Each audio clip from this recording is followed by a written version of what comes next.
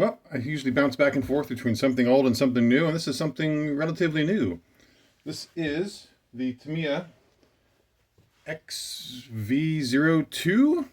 It's a four-wheel drive rally car, and we've been doing some parking lot racing at our local track. That's how it kind of started several years ago.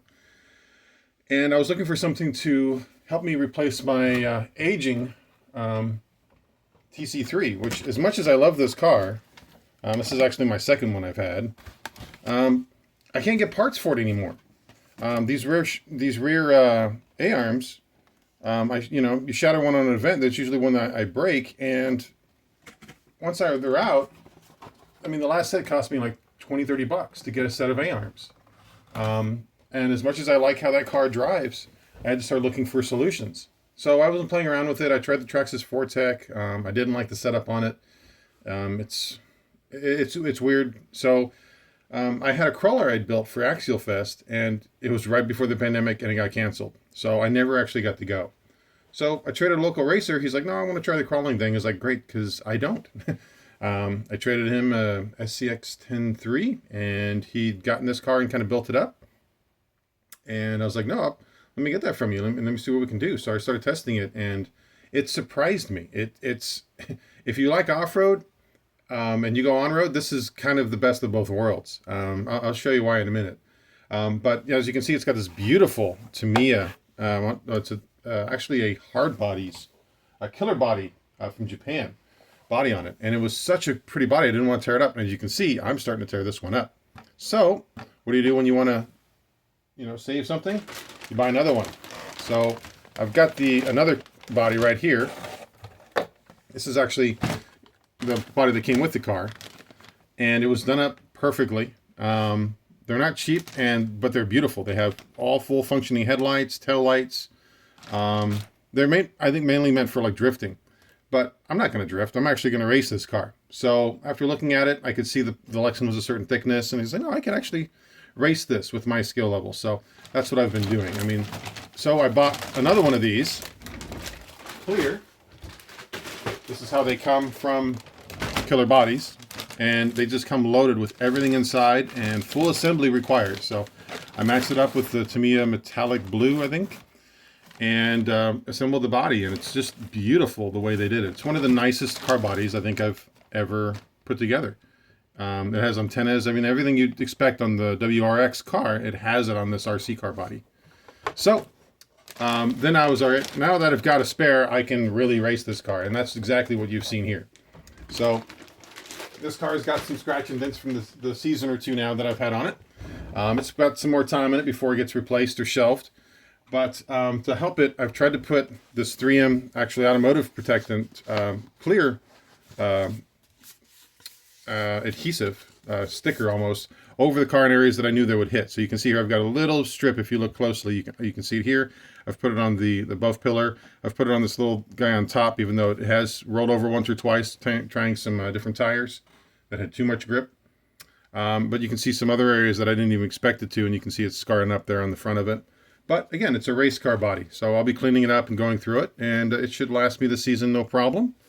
And then I've got another one waiting for it when it's time.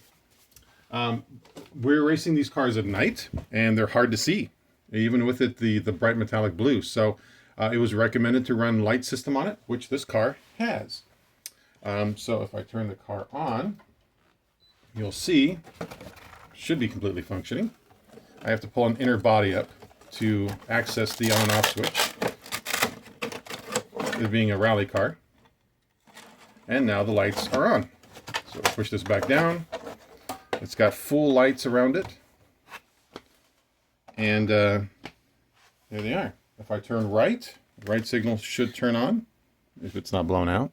Looks like I might have to fix the wiring problem. If I go to the left, I should have a left turn signal. And there it is. You can see it blinking. And on the back, you'll see it as well. You'll see the turn signals that turn on to it. And the right one doesn't look like it's working either at the moment. So something to fix later on the car. But I just love the detail of it. And they're just fully functioning. And the brake lights will dim under acceleration and come on brighter on braking, which is just super thoughtful. Again, it's a great little box. I'll show you how I kind of set it up on mine. I wasn't sure exactly where to put all this stuff, but we've made it work. Now, my particular course, we changed the electronics a little bit because there's probably another motor you would recommend for this car, but I don't have it in this one. So actually, I'll just turn off the radio here. And then I'll take off the body. Taking out the body in this car is not easy the way I have it set up currently. Like I've got the body clips off. And there's what it looks like underneath. You've got another body because it's meant for rally racing.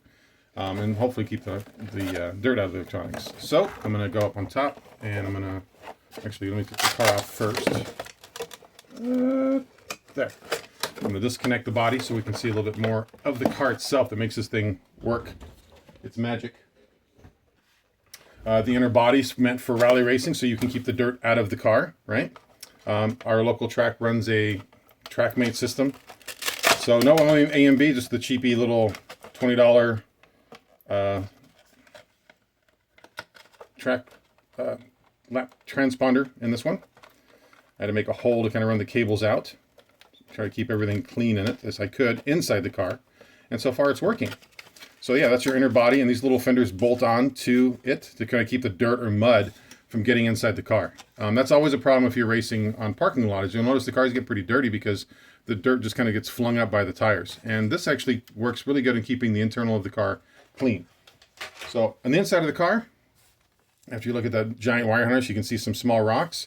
This entire thing will fit a standard battery standing up on its side, but it has a 3-diff setup. So this car feels like a little 8-scale buggy, in comparison. The oils are set up factory. They've worked really well. And I managed to squeeze a Traxxas BLS2 system in here because the parking lot racing series that this was in requires this system.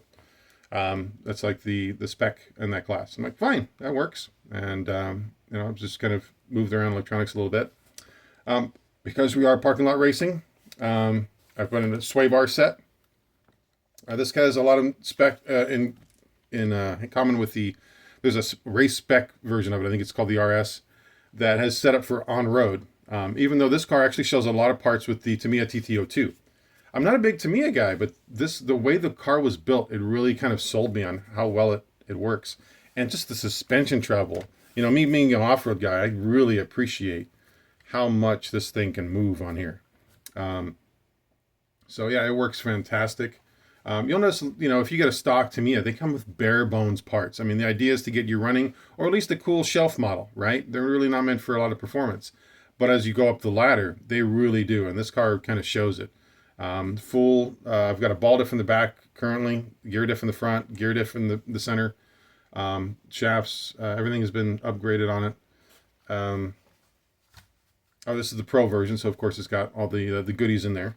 And the better front suspension and geometry. It does great in the track. The one thing that I've noticed driving it is that it loves to slide. These are rally tires at the moment, and I have some other tires I use just for racing in the street, like some old Yao racing tires. I've tried other tires that people have recommended, the thicker, like slicks, and the car becomes unpredictable. It'll grab one moment and flip over because it has so much suspension travel and doesn't understeer. It wants to just get up on the wheels. So I've tried to stick with a tire that has good grip but has a breaking point. So if I turn it beyond a certain point, it'll start kicking out. And I'm sure there's some videos from our local club online somewhere of this car just drifting around a corner. It loves to just slide around the corner and then hard acceleration. It's fantastic.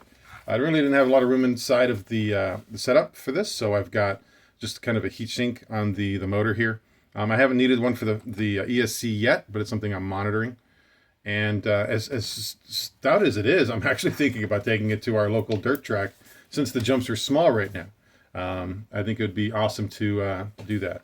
I've left some of the screws out of this so I can kind of pivot them, seeing as the inner body holds them in place. This one is on there fine, it doesn't need to move. But these I also leave open so I can easily, swap out a battery and put it back in place. It has a little spacer right here if you want to run a shorty pack, so it pushes the battery forward. Right now I've just got this one in here to kind of show you where the light system was working with it. And it's just an awesome little car. It's got captured CVs. Looking at it from an off-road perspective again, Car's pretty stout. Steering kind of goes over the drive system. Similar if you've ever seen a Tamiya TT-02. And it's tight. It runs really well. We've got a ProTech 106T in there. It's overkill for it. It's great. Feels fantastic.